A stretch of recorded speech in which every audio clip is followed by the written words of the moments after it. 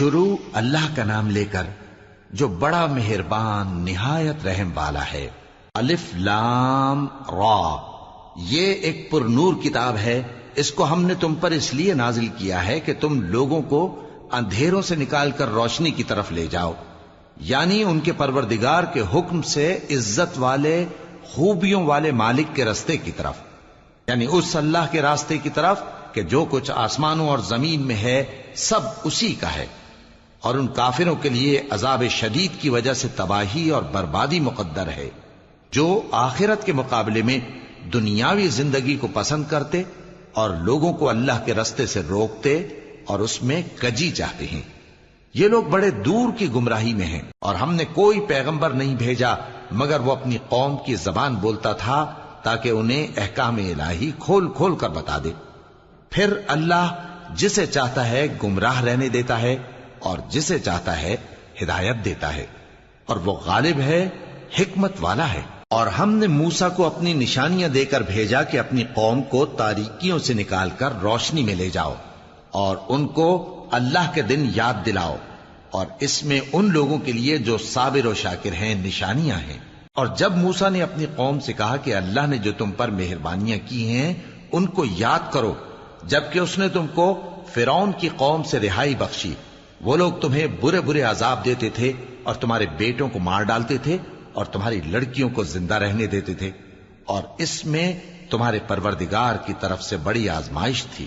اور جب تمہارے پروردگار نے تم کو آگاہ کیا کہ اگر شکر کرو گے تو میں تمہیں زیادہ دوں گا، اور اگر ناشکری کرو گے تو یاد رکھو کہ میرا عذاب بھی سخت ہے۔ اور موسیٰ نے صاف صاف کہہ دیا کہ اگر تم اور جتنے اور لوگ زمین میں ہیں سب کے سب ناشکری کرو تو بھی اللہ بے نیاز ہے، قابل تعریف ہے۔ بھلا تم کو ان لوگوں کے حالات کی خبر نہیں پہنچی جو تم سے پہلے تھے، یعنی نوح اور عاد اور سمود کی قوم اور جو ان کے بعد تھے، جن کا علم اللہ کے سوا کسی کو نہیں۔ جب ان کے پاس ان کے پیغمبر نشانیاں لے کر آئے تو انہوں نے اپنے ہاتھ ان کے منہوں پر رکھ دیے کہ خاموش رہو، اور کہنے لگے کہ ہم تو تمہاری رسالت کو تسلیم نہیں کرتے، اور جس چیز کی طرف تم ہمیں بلاتے ہو ہم کو اس میں بھاری شک ہے۔ ان کے پیغمبروں نے کہا کیا تم کو اللہ کے بارے میں شک ہے جو آسمانوں اور زمین کا پیدا کرنے والا ہے؟ وہ تمہیں اس لیے بلاتا ہے کہ تمہارے گناہ بخشے اور ایک مدت مقرر تک تم کو مہلت دے۔ وہ بولے کہ تم تو ہمارے ہی جیسے آدمی ہو، تمہارا یہ منشا ہے کہ جن چیزوں کو ہمارے بڑے پوجتے رہے ہیں ان کے پوجنے سے تم ہمیں روک دو، تو اچھا کوئی کھلی دلیل لاؤ، یعنی معجزہ دکھاؤ۔ پیغمبروں نے ان سے کہا کہ ہاں ہم تمہارے ہی جیسے آدمی ہیں، لیکن اللہ اپنے بندوں میں سے جس پر چاہتا ہے نبوت کا احسان کرتا ہے، اور ہمارے اختیار کی بات نہیں کہ ہم اللہ کے حکم کے بغیر تم کو تمہاری فرمائش کے مطابق معجزہ دکھائیں، اور اللہ ہی پر مومنوں کو تو بھروسہ رکھنا چاہیے۔ اور ہم کیوں اللہ پر بھروسہ نہ رکھیں حالانکہ اس نے ہم کو ہمارے دین کے سیدھے رستے بتائے ہیں، اور جو تکلیفیں تم ہم کو دیتے ہو اس پر ہم صبر کریں گے، اور اہل توکل کو تو اللہ ہی پر بھروسہ رکھنا چاہیے۔ اور جو کافر تھے انہوں نے اپنے پیغمبروں سے کہا کہ یا تو ہم تم کو اپنے ملک سے باہر نکال دیں گے یا تم ہمارے مذہب میں واپس آ جاؤ۔ بس ان کے پروردگار نے ان کی طرف وحی بھیجی کہ ہم ظالموں کو ہلاک کر دیں گے اور ان کے بعد تم کو اس زمین میں آباد کر دیں گے۔ یہ اس شخص کے لیے ہے جو قیامت کے روز میرے سامنے کھڑے ہونے سے ڈرے اور میرے عذاب سے خوف کرے۔ اور پیغمبروں نے اللہ سے فتح چاہی اور ہر سرکش ضدی نامراد رہ گیا۔ اس کے پیچھے دوزخ ہے اور اسے پیپ والا پانی پلایا جائے گا، وہ اس کو گھونٹ گھونٹ کر کے پیے گا اور گلے سے نہیں اتار سکے گا، اور ہر طرف سے اسے موت آ رہی ہوگی مگر وہ مرنے میں نہیں آئے گا، اور اس کے بعد سخت عذاب ہوگا۔ جن لوگوں نے اپنے پروردگار سے کفر کیا ان کے اعمال کی مثال راکھ کی سی ہے کہ آندھی کے دن اس پر زور کی ہوا چلے جو اسے اڑا لے جائے۔ اسی طرح جو کام وہ کرتے رہے ان پر ان کو کچھ قابو نہ ہوگا۔ یہی تو پرلے سرے کی گمراہی ہے۔ کیا تم نے نہیں دیکھا کہ اللہ نے آسمانوں اور زمین کو تدبیر سے پیدا کیا ہے؟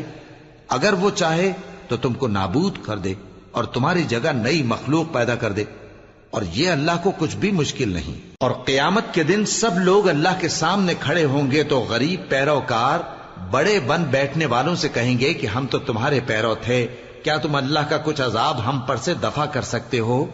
وہ کہیں گے کہ اگر اللہ ہم کو ہدایت کرتا تو ہم تم کو ہدایت کرتے۔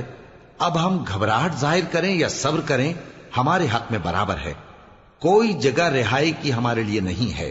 اور جب حساب کتاب کا کام فیصل ہو چکے گا تو شیطان کہے گا جو وعدہ اللہ نے تم سے کیا تھا وہ تو سچا تھا، اور جو وعدہ میں نے تم سے کیا تھا وہ جھوٹا تھا، اور میرا تم پر کسی طرح کا زور نہیں تھا۔ ہاں، میں نے تم کو گمراہی اور باطل کی طرف بلایا تو تم نے جلدی سے اور بے دلیل میرا کہنا مان لیا۔ تو آج مجھے ملامت نہ کرو، اپنے آپ ہی کو ملامت کرو۔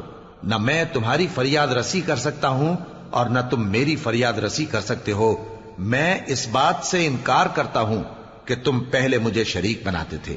بے شک جو ظالم ہیں ان کے لیے درد دینے والا عذاب ہے۔ اور جو ایمان لائے اور عمل نیک کرتے رہے وہ بہشتوں میں داخل کیے جائیں گے جن کے نیچے نہریں بہہ رہی ہیں۔ اپنے پروردگار کے حکم سے وہ ہمیشہ ان میں رہیں گے، وہاں وہ ہر ملاقات پر ایک دوسرے کو سلام کہیں گے۔ کیا تم نے نہیں دیکھا کہ اللہ نے کلمہ طیبہ کی کیسی مثال بیان فرمائی ہے؟ وہ ایسی ہے جیسے پاکیزہ درخت جس کی جڑ مضبوط ہو اور شاخیں آسمان میں پھیلی ہوں۔ وہ اپنے پروردگار کے حکم سے ہر موقع پر پھل لاتا ہو، اور اللہ لوگوں کے لیے مثالیں بیان فرماتا ہے تاکہ وہ نصیحت حاصل کریں۔ اور ناپاک بات یعنی غلط عقیدے کی مثال ناپاک درخت کی سی ہے کہ وہ زمین کے اوپر ہی سے اکھیڑ کر پھینک دیا جائے، اس کو ذرا بھی قرار و ثبات نہیں۔ اللہ مومنوں کے دلوں کو صحیح اور پکی بات سے دنیا کی زندگی میں بھی مضبوط رکھتا ہے اور آخرت میں بھی رکھے گا۔